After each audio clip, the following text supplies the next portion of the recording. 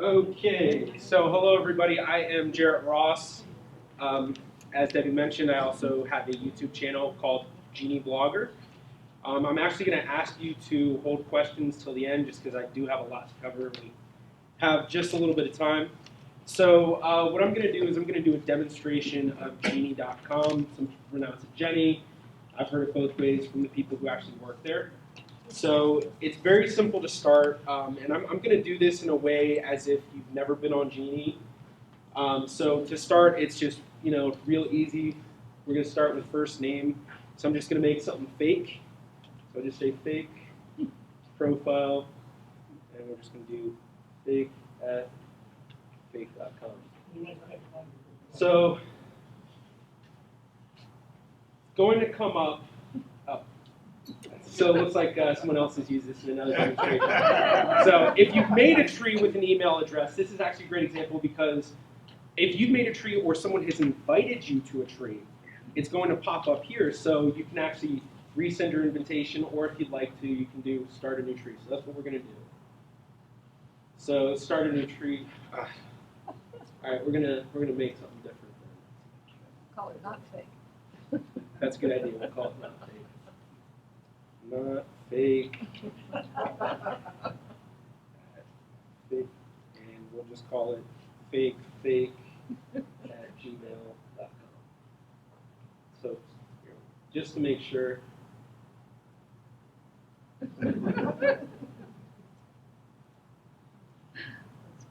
Oh, yeah. I forgot to say. Okay, so now it's going to come up. Now this is what's called the tree view.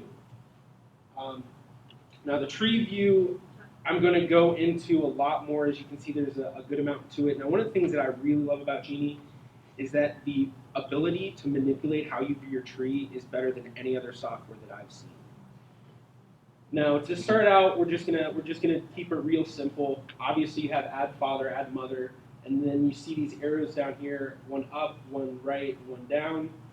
Up, obviously you're going to be adding parents.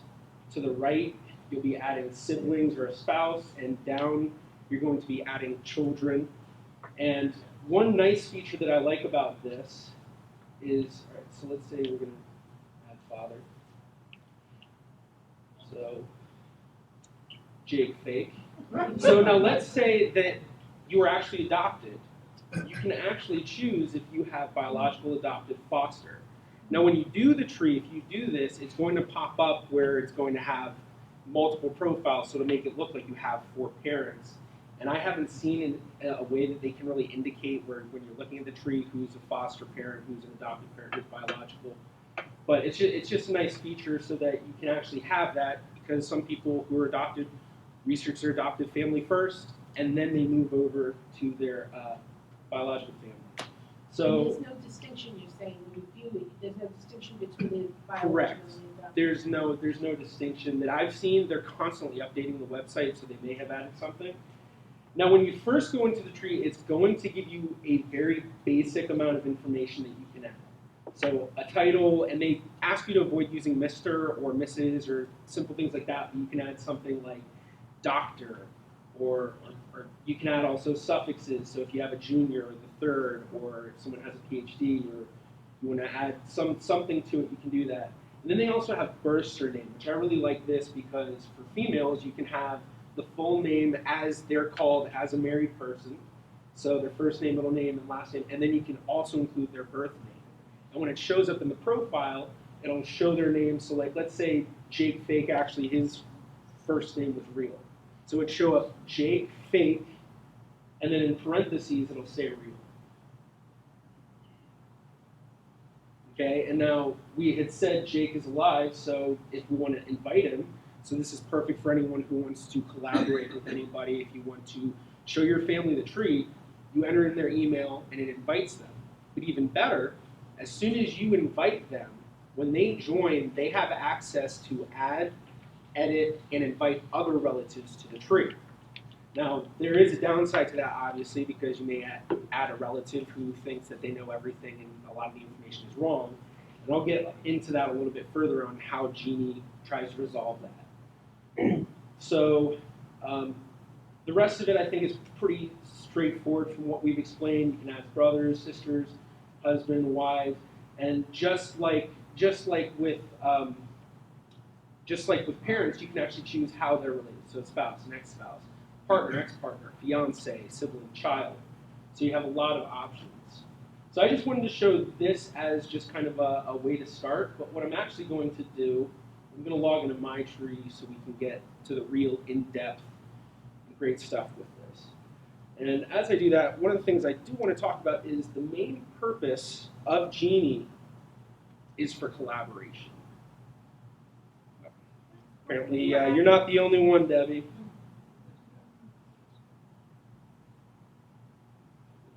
So with this collaboration, as I said, you can invite relatives to the tree, and you can also merge your trees. So if you have someone on here who already has a tree, and you find it, you can do a merge on that, and I'll talk about that. So when you log in, this is going to be your page, and similar to social media, you're going to have a not Facebook feed, but you're going to have a feed of what's going on.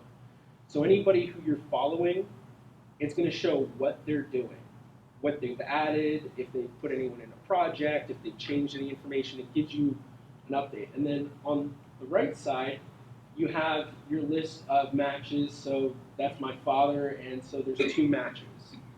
And if you're going to click this, these matches actually represent 3 separate types of matches, but in the tree, they indicate those matches further. So I'll show that in a second. So this is just to find the matches. Then down here, it shows you people that are in your tree who you can invite, who you have not invited yet. So those matches are not for ancestry, it's for your collaborators. No, this is for Genie.com. So if there's a match through the Genie.com system, and there's 3 types, and I'll go into that in a little bit. So down here we have statistics. So in my family tree, I have 1,593 people. I have 100,000 blood relatives. And blood relatives, it goes further. Family tree, what they're indicating is basically anyone who's related to you up to 4 or 5 generations, I believe. So 4th great-grandparents and dad. And then you can see who's recently on. Now what I'm really going to go into, so we're going to go view my tree. And I'm going to talk about the features on this. And I'm sorry if I am going a little fast, but be sure to write down the questions that you have. So it might take a little while for my tree to load because I have a lot of people. All right, so here we have my tree. So here I am. Here's my sister. Now you can see she has her ex-husband, and that's indicated by a dotted line, and then her current husband, which is indicated by a solid line. And now you may also notice right under these pictures, it might be kind of hard to see, but you notice how that's like a DNA symbol? That means that there's DNA that's been connected to that profile. And I'll show more about that in a second, but that makes it useful when you're going through someone's tree and they have DNA. You can click on the profile and see if you do match. So this is the nice thing about it. You can actually view your tree as a huge tree. So this is my tree up to I think about 10 generations.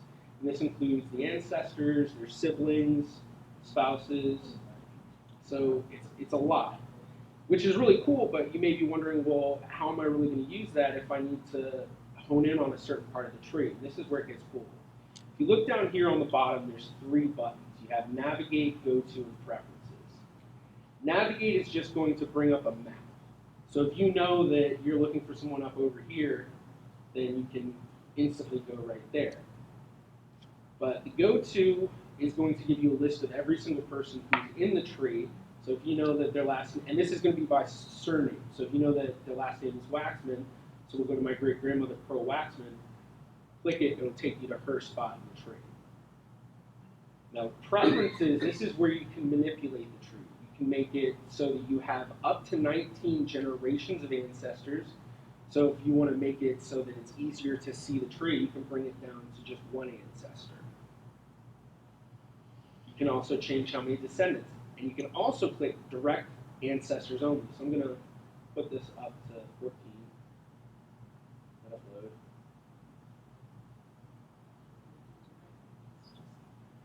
So now when I click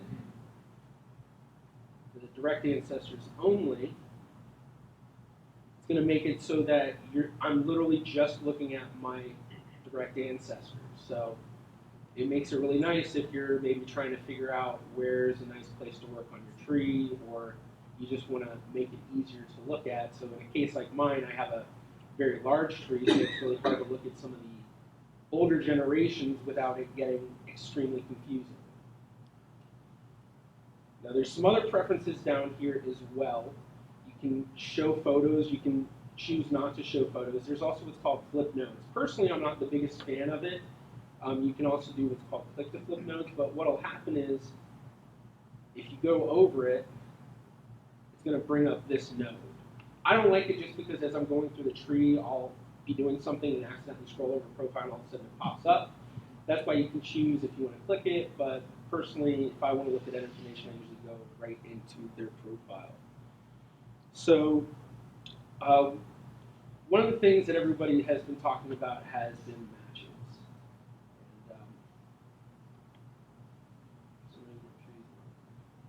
And, so what should happen, and hopefully something's not going on right now because usually it'll show up right here, is, oh, here we go. So you've got your little magnifying glass, and now there's three, sorry, I need to take that off. You can see how that can get it. Oh, sorry, let me actually finish talking about this stuff and then I'll go into that. So we also have the option to show yellow arrows, show email prompt. You can center single parent, so if you don't know who your great-grandfather's wife was, you can make it so that it doesn't show up, no name, no profile. You can also have it marked deceased, which is something that I do. And then you can change the neutral color background. So here it's blue and red, but if you prefer just to have a neutral color where it's just gray, you can do that. But the coloring is nice because it indicates female or male. If it's green, that means that there hasn't been a gender assigned to that profile. And then